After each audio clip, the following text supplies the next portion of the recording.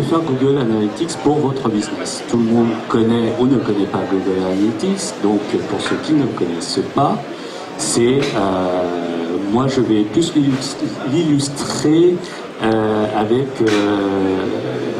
des exemples de comment l'utiliser, comment l'appliquer vraiment plutôt que de mesurer bêtement.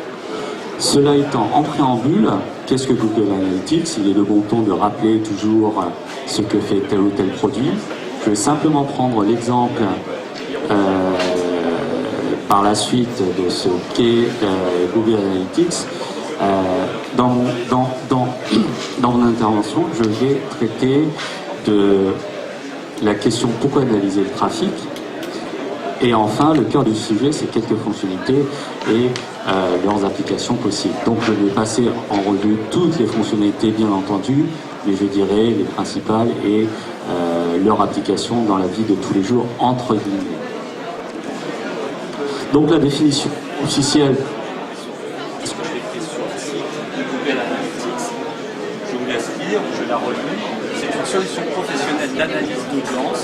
Hein, tout le monde sait ce que c'est. Une analyse d'audience, une analyse de trafic pour vérifier l'efficacité en termes de marketing. C'est ça qui nous importe le plus. Ce n'est pas tant la mesure ni mesurer, c'est son efficacité en termes marketing. Pourquoi mesurer le trafic? Pourquoi mesurer l'audience?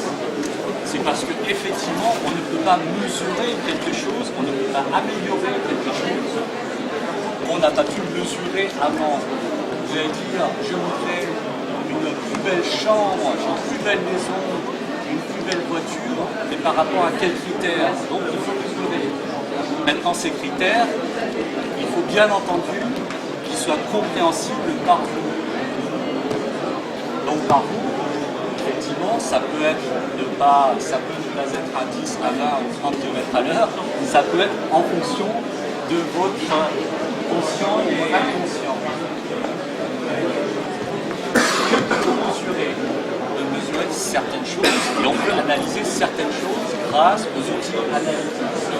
On peut mesurer, et je n'ai pas forcément passé toute l'intervention là-dessus, mais entre autres la quantité du trafic, bien sûr, en premier lieu, l'origine géographique de tel ou tel visiteur. On peut bien sûr aussi savoir à partir de quels mots-clés ils viennent, c'est-à-dire quels mots-clés ils ont tapé, grâce à cela ils sont venus sur le site. Le taux de rebond, les objectifs. Dans un objectif e-commerce par exemple, c'est très intéressant de savoir si vous avez atteint l'objectif. Et enfin, le cheminement. Quand je dis enfin, c'est la fin souvent exposé, mais c'est pas enfin, le cheminement du parcours d'un client ou d'un visiteur pour éventuellement voir par où il sort. Tous ces critères, toutes ces données sont rassemblées dans un tableau de bord que vous avez, pour ceux qui l'utilisent, comme vous l'utilisez tous les deux déjà, lorsque vous arrivez sur votre produit. Ce que peu de gens ne pensent pas forcément utiliser, par contre, c'est le paramétrage de ce tableau de bord pour n'avoir que les données qui vous intéressent. Et ça se fait effectivement lors de l'accès à votre compte, à votre produit, le rapport de tel jour à tel jour, ou simplement les rapports globaux. On peut bien sûr mesurer la quantité du trafic. Ce n'est jamais évident, quand vous avez une foule comme ça, de mesurer la quantité du trafic qui vient sur votre site. Mais attention, mesurer le nombre de personnes qui viennent, ce n'est pas toujours la meilleure façon de qualifier votre trafic. Attention aux hits en américain.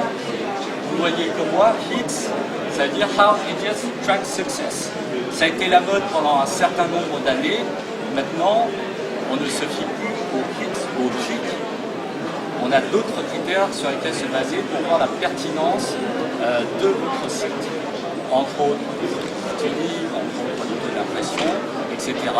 Mais surtout, ne plus se fier forcément au nombre de La géolocalisation, on peut tout mesurer, hein, on peut savoir d'où viennent les gens, bien sûr, et c'est pas forcément que ça se fait, que ça se présente non plus. Ça se présente d'une manière beaucoup plus astucieuse. On peut géolocaliser la provenance des pays, des régions et aussi des villes. Alors c'est intéressant. Pourquoi? Parce que là, pour cette présentation, j'ai créé un site et j'ai créé un compte analytics qui va avec. Et donc, il y a encore pour le moment relativement peu de visiteurs. Cela étant, on se rend compte dans ces chiffres, effectivement là c'est un petit peu loin, mais vous ne le voyez pas, que pour un site qui est basé sur Paris, il y a beaucoup de visites, il y a beaucoup de temps passé, d'un visiteur, plutôt de 3 visiteurs qui viennent de Malakoff. Ça reste toujours en région parisienne, mais a priori, ça n'a rien à voir avec l'emplacement exact, qui est plutôt vers Neuilly ou quelque chose comme ça, là où est placé le provider. D'accord? Donc, en jouant sur tous ces critères, toutes ces informations dont vous avez connaissance, vous pouvez très bien, en termes de géolocalisation,